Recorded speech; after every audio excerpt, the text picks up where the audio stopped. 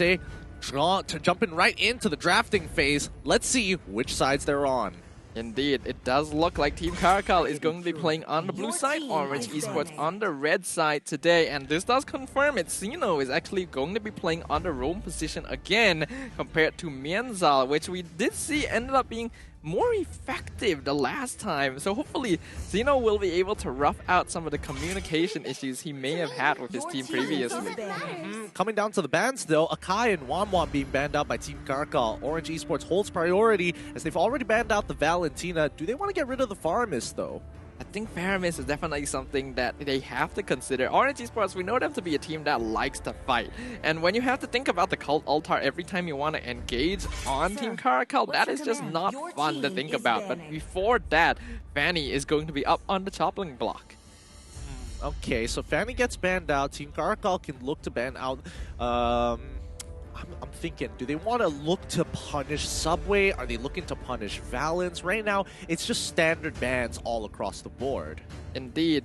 Wanwan Akai, Fanny Valentina, all pretty common here. We do still have some pretty notable picks, such as the Masha still going to be available here. The Faramis hasn't been banned out yet, but Team CARACAL did just do so. So, do Orange want to get rid of the Masha? Is there anything I'm missing here?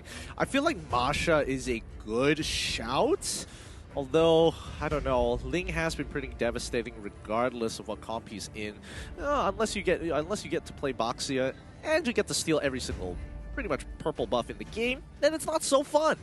Yeah, but that is also a style that is known by Team SMG, and other teams are not necessarily able to replicate it to the same level of success. Boxia so far has not found a lot of success in the jungle other than in the hands of Box, so I don't really think that teams are gonna lean heavily towards that kind of strategy. Because of that, Orange do actually ban out the Ling. Fair enough. First pick going over to Team CARACAL. Do they want to pick up the Masha, or do they have something else in mind to deal with Orange Esports? Now, speaking of which, when Zed was with Suha's Esports previously in the last season, a lot of his picks were eventually targeted once they figured out his hero pool. I want to see whether Zed is going to be able to bring anything else to the table, but to kick this draft off, the first pick from Team CARACAL is going to be Julian. Alright, the hero so far is kind of in a 50-50 state. There are teams that prioritize him very heavily, and there are some teams that just ignore him from the outright here. But Team CARACAL definitely are quite comfortable with this.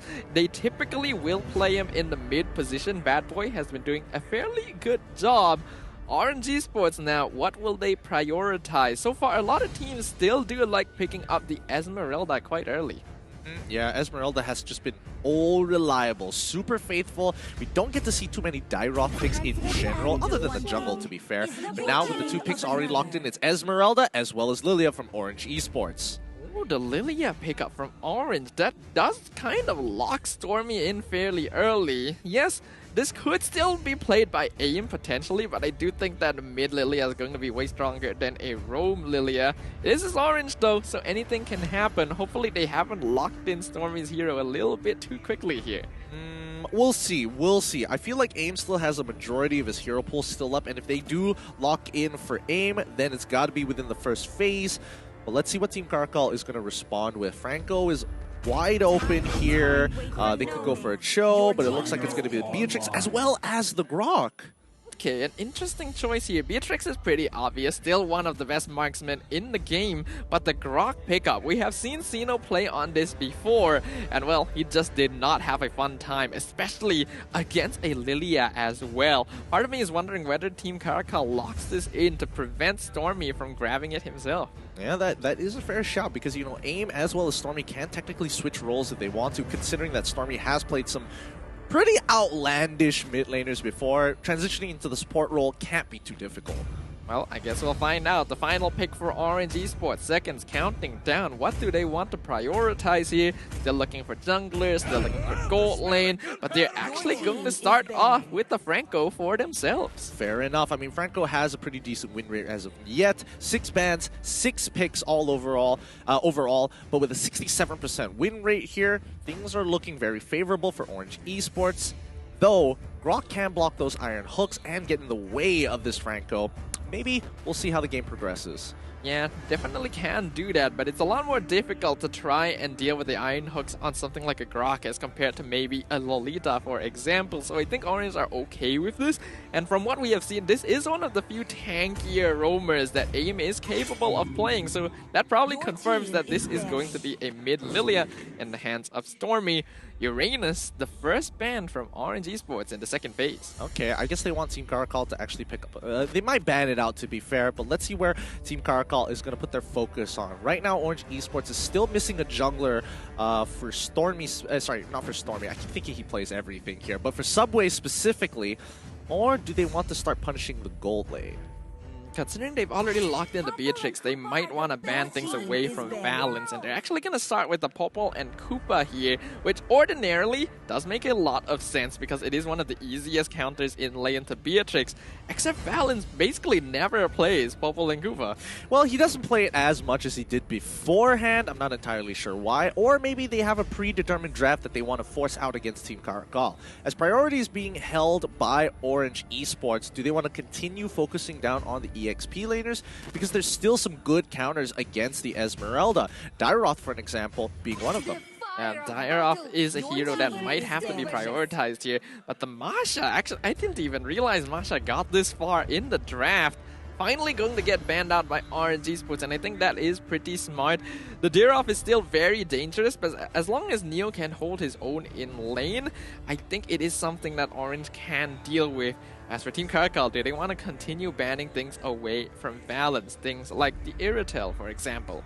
Well, I think Irritel might be worth banning out here. That's going to force Valence onto something like Brody, arguably Clint as well. But surprisingly enough, when I see Masha specifically getting banned out by Orange Esports this late into the draft, I would assume that Team CARACAL never had the intention of actually picking up the Masha to begin with, because most of the times, most behaviors of teams would prioritize it or pick it within the first rotation. An interesting choice from Team CARACAL as well. They're not going to ban the Irritel. Instead, they are banning the Claude. And while we have seen Valence play this hero, I really don't feel like this would be the right time to go for it. Who knows though? I feel like a lot of teams are picking up Claude in situations where I really don't think it's good.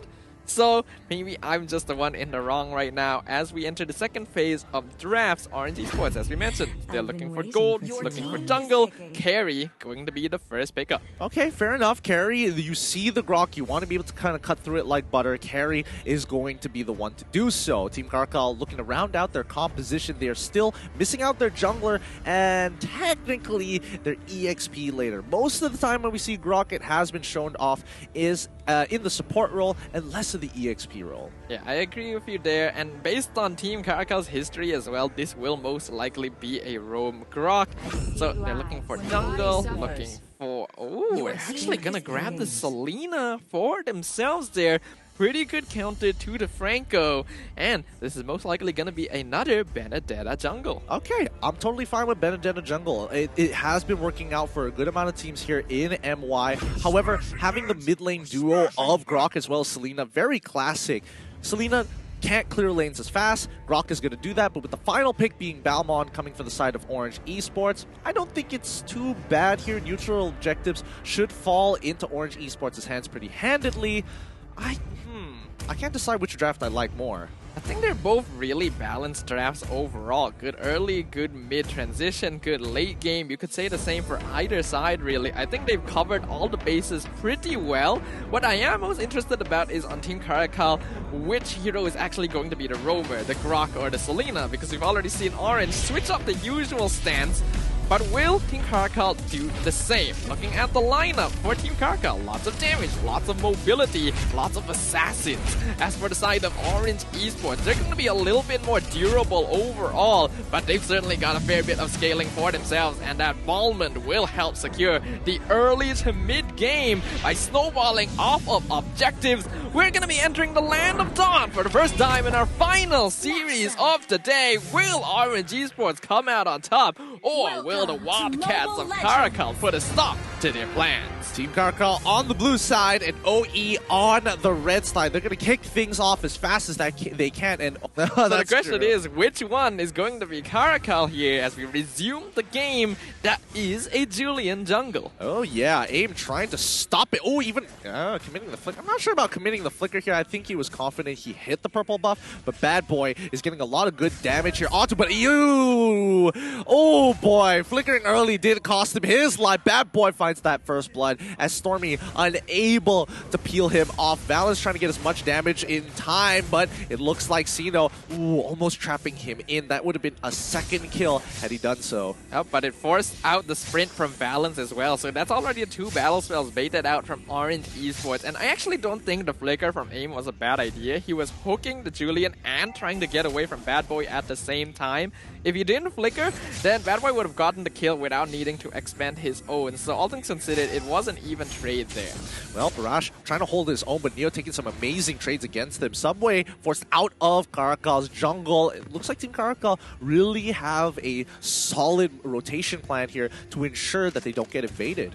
The early game is going to be very strong for Team CARACAL since they have the Grok-Selena combo, and even if Orange have the Franco and Ballman, it's just not going to compare in terms of map vision and damage overall.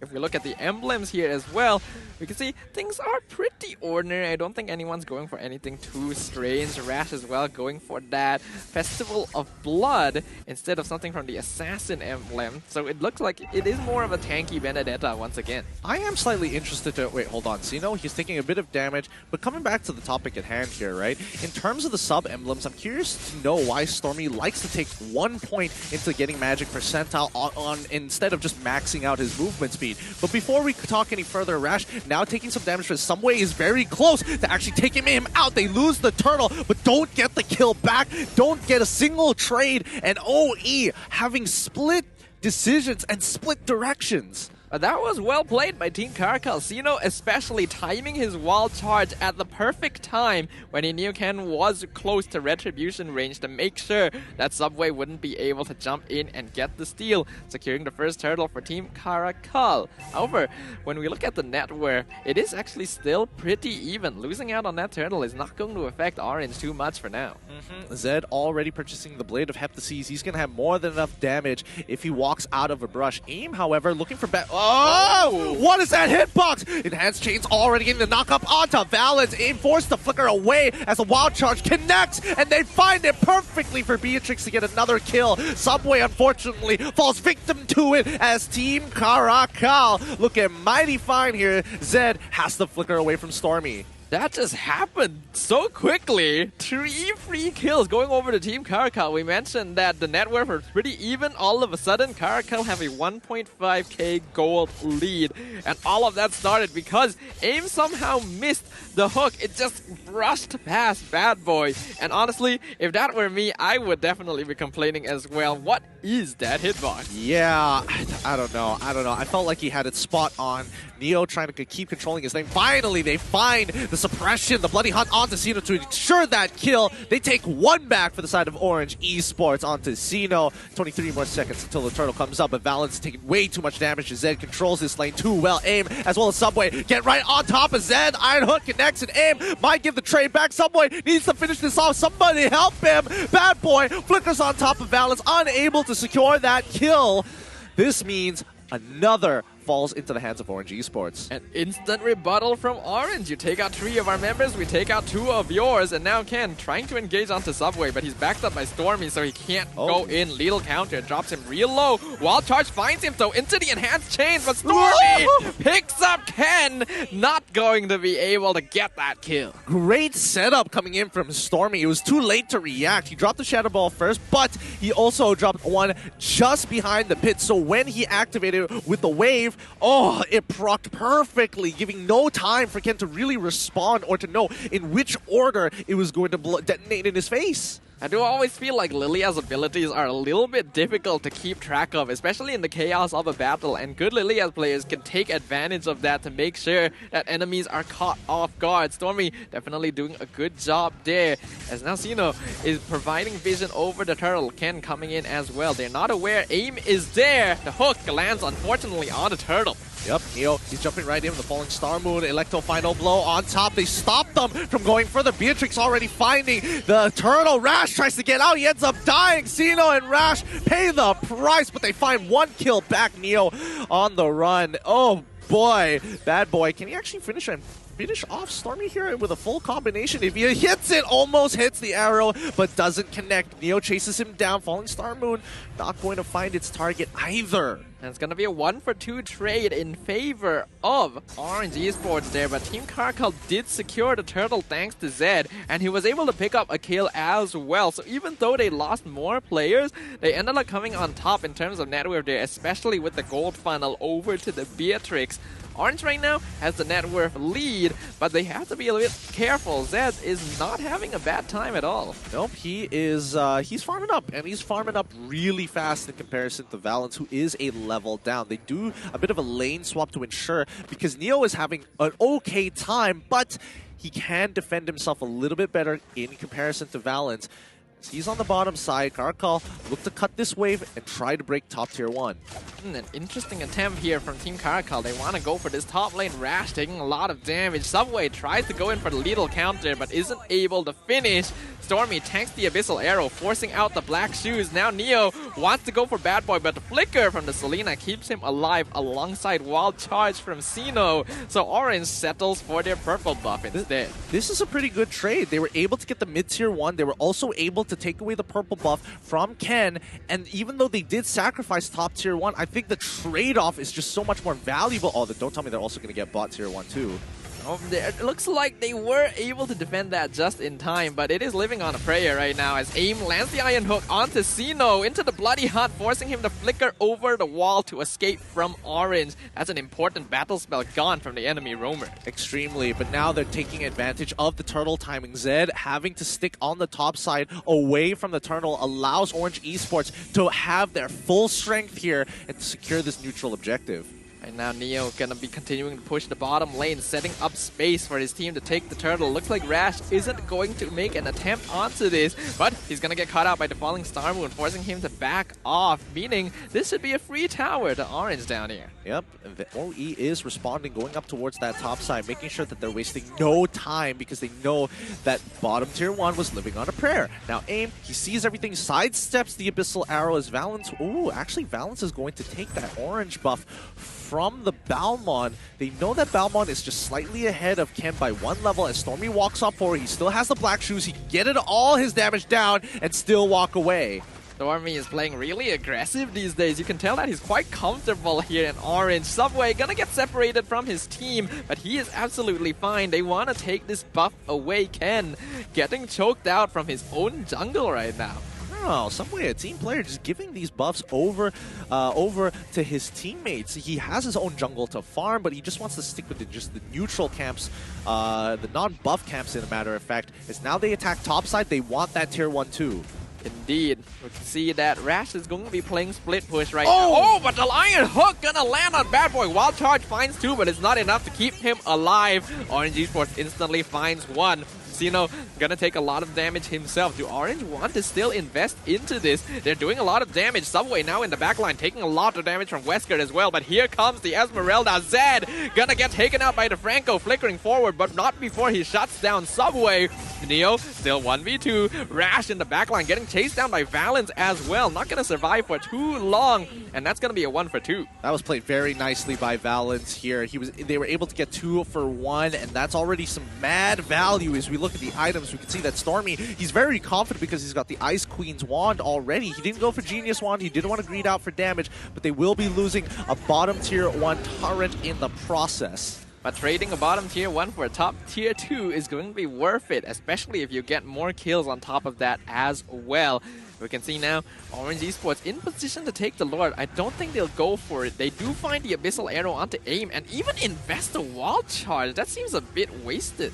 I think that Team CARACAL wanted to go in on it, but then they realized that the retaliation from Orange Esports was probably going to be worse, and they can't afford to take those sacrifices now that they're behind.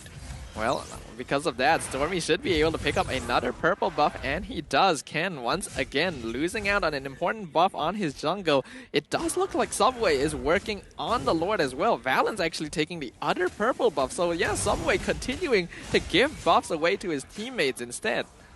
Yep, Subway just making sure hovering over the Lord as much as he can as Sino walks right into the face of danger. Rash in the middle of it all. Electro final blow already out, and Neo jumps into the back line. However, Beatrix is able to find the kill out to Franco. However, the retaliation is just too strong as Valens cuts through all the tank damage. Ken stuck in place. A triple for Valens. Beautiful play from Orange Esports and Team CARACAL. That was definitely a bit desperate there to try and engage on that. While Rash did a good job of splitting up the fight with the Electro final blow, they just all funneled into Orange Esports and allowed them to focus all their damage in one direction, meaning that the Lord now falls into their favor. They're going to be taking down all of Team CARACAL's external towers. Yeah, this is great for them. Orange Esports really speeding up this game here. With the help of these minions, CARACAL forced to stay back into base so far. With the 4K gold lead turning into 5, the Lord spawns, and now here we come with the Lord empowered minions. This is, of course, the first Lord of the game, though it's going to be up to Orange Esports to determine exactly how much damage they can deal with this, as AIM gets caught by the Abyssal Arrow again. Another wall charge into the enhanced chain, and they will take him out, but that's a lot of cooldowns invested. Subway jumping in, lethal counter, only finding Xeno. Not enough damage to finish him off, means Team CARACAL will get off with that scot-free. They have to play with Stormy because Stormy is so strong right now, and unfortunately for Subway, he's been giving over his buffs to the rest of his team, so he could be at level 15 had he just taken everything. With that being said, no inhibitor turrets will fall into their hands, and Team CARACAL put a successful defense. A good catch from them. Making sure that AIM would not be able to participate in that push means that they don't have to worry too much about their positioning, and so the first Lord of the game falls without doing much damage to the inhibitors at all. That's basically the best result Team CARACAL could have hoped for. Yep. Now, with 96 more seconds on the clock, Stormy will be taking the purple buff once again, and the orange buff will go on Subway. They are going to be fighting for control over the enemy buff, though. Team CARACAL, they have to decide where they want to be at. See that from damage dealt, it is mostly on Neo and Subway, but speaking of Subway, gets caught out 1v3, instantly executed, but the Falling Star Moon finds Zed, monster kill, going over to Valens. Rash now getting caught out, but not before he shuts down Valens himself. In exchange for Xeno, Stormy looking for a double kill, going to the Lilia. That is a 2-for-3 trade in favor of Orange. Well, this 3-for-2 trade in favor of Orange is looking mighty fine, but if they can't crack open an inhibitor, what is the point? First of all, Stormy is going to get into the middle of the fray, using the black shoes to get an extra charges to secure the kill onto Selena with the help of Neo. They're looking to break that inhibitor. Stormy trades aggro as Neo needs to help him out. The inhibitor is down, and now they can just back off. Orange Esports just using their bodies to force down the middle inhibitor. No Lord needed, and that is again a testament to Stormy's ability to know exactly how strong he is, picking up a kill, using the black shoes, and even tanking the tower as long as possible to try and allow Neo to pressure Team CARACAL. So far, Lilia 4-0-10. Yeah, Lilia's looking good. Stormy consistent as ever. And with 9 more seconds here, Team CARACAL need to be able to do their housekeeping and then join for this upcoming Lord fight. It's going to be Luminous real soon, so I think Orange Esports just going to wait it out. If Orange can secure this Luminous Lord, they might be able to end the game with it straight away, considering they are at a 4.6k net worth lead. Team CARACAL need to be able to win a big fight to even this back up, as the AI shows Orange in a very commanding lead. 78%. That's pretty high here.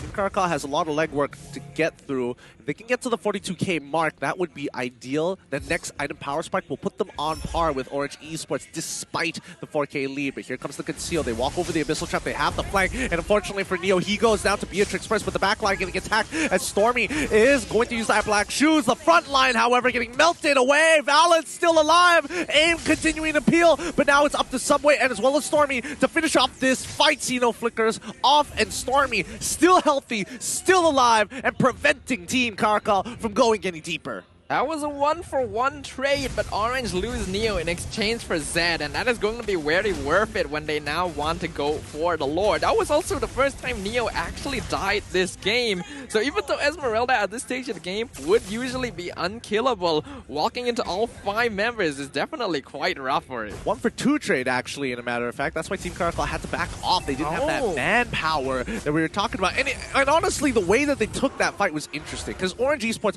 looked to go for that big flank, and immediately Team CARACAL was like, okay, split the fight into 2. Interesting. I actually didn't catch that out. So right now the game is pretty chaotic, but with the Lord pushing in the mid lane, trying to use the wall, even the Bandit's Rage to delay and do as much damage as possible. Orange, they hopefully want to use this to end the game. Yep, they're looking to close things out here, but first they zone off the rest of Orange Esports as they chunk down the Lord super quickly. But now Orange Esports turns their sights on the inhibitors. The wave clear is strong from Team CARACAL as OE unfortunately can't do much about the situation. They're going to try and siege it down a little bit more. One more auto attack would be ideal. Balance will get that in. They break an inhibitor on top side. Bottom side is already gone. And Team CARACAL hopefully will hold on a little bit longer as the second wave comes in. Orange Esports, the enhanced chains hits. Orange Esports looking to finish this off Xeno. Unfortunately, Wild Charge being used. Immortality is popped. And you already see Rash trying to jump into the back line. Neo is the first to fall. And it looks like this defense is successful. Oh, AIM actually still gets a on the Zed of all people. The kill goes over to Orange. And I think AIM is happy sacrificing his life for that. He'll still buy as much time as he can. Not to mention Stormy trying to kill Bad Boy, extending quite far there. AIM finally gets taken out, but Stormy is actually still feeling quite safe to remain. He still has immortality, but he no longer has black shoes, and he is juking them out, forcing the wall charge from Xeno. He's now 1v3. I don't think he's getting out of that. No, he's not. He got overly confident there. He could have easily just walked away from that fight. AIM had to give up his life, and that's understandable, but Stormy, his movement was looking real good there until he got overwhelmed. It was a very good defense by Team CARACAL, so Orange thought that they could brute force all the way in, and they were successful in taking 2 inhibitors. But they have to remember they are in Team CARACAL's base. Very easy for these players to just back off, top it back up, and rejoin the fight again. Yep, now the gold lead doesn't matter. Orange Esports have missed their window of opportunity, and based off of the Lord push advantage, they lost EXP.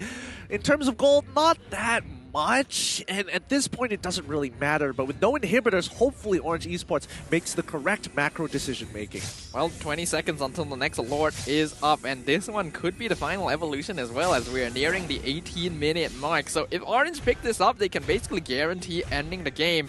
Team CARACAL definitely got to make sure to secure it if they want to keep themselves in this series. Stormy being very careful, making sure he's checking the brushes and doesn't want to get caught out by these random ambushes that CARACAL have been setting up for them. Speaking of which, Orange Esports not even going to bother to chase Rash as they need to rotate down for this upcoming Lord fight. Right now, Team CARACAL are actually in very good position over the Lord pit. And as long as they can continue to delay Orange, they will be in a better position since Rash is split pushing on the opposite side of the map. But because of that, Neo is charging in, gets caught in the wall charge, and massive damage pops his immortality straight away right into the Nibiru's passion, meaning that Neo is out, and Subway can't quite finish the kill onto Zed, who flickers forward to find Stormy. He's now in shotgun mode. He'll get taken out by Valence, but Rash is here to clean things up. Double kill for Valence, but a shutdown onto Rash, meaning that only AIM survives from Orange. What a play coming out from Zed, single-handedly getting the most important kills of this game to bring back Team CARACAL into it. And now I wonder what that AI is going to be predicting real soon here as Team CARACAL bounce back from devastation. I mentioned how important it was for CARACAL to claim this Lord for themselves, but we never would have expected them to take such a handy victory instantly. All the gold lead Orange Esports had transfers over to CARACAL, and while their base is empty, they are looking to do a lot of structural damage with this Lord. Yep, let's see how much they can get off of this. Orange Esports has to be extremely careful because Zed is willing to make these big plays on these squishy targets. They gotta make sure it's a traditional front to front. What I'm most surprised about is how quickly Neo died as well. He jumps in expecting to be able to buy time and vision for Orange Esports, but instantly melts to the damage from CARACAL. If he was able to survive that, it would have been much better for them. Well, speaking of which, he ends up dying again to Rash. To Rash? How? The sniper shot didn't even come out from Zed before he even get popped. What? We have to look at the item list. Something doesn't seem right. I'm pretty sure most of this damage is actually coming from Bad Boy. You have to remember, this is a mid lane Selena, so there's going to be a lot of damage coming out of him. Magic damage as well, which Esmeralda can be fairly vulnerable to. Now all the external towers fall, and Team CARACAL want to push into the base. Yep, they're looking to synchronize these waves one by one. This Lord is a toughie. As it breaks open this inhibitor, Subway has to be careful because Zed's damage is very, very deadly and very, very dangerous as they take 2 inhibitors for free. They're looking to end this one. The advanced chase as well. Small charge. Balance, unfortunately, cannot find an angle into the fight.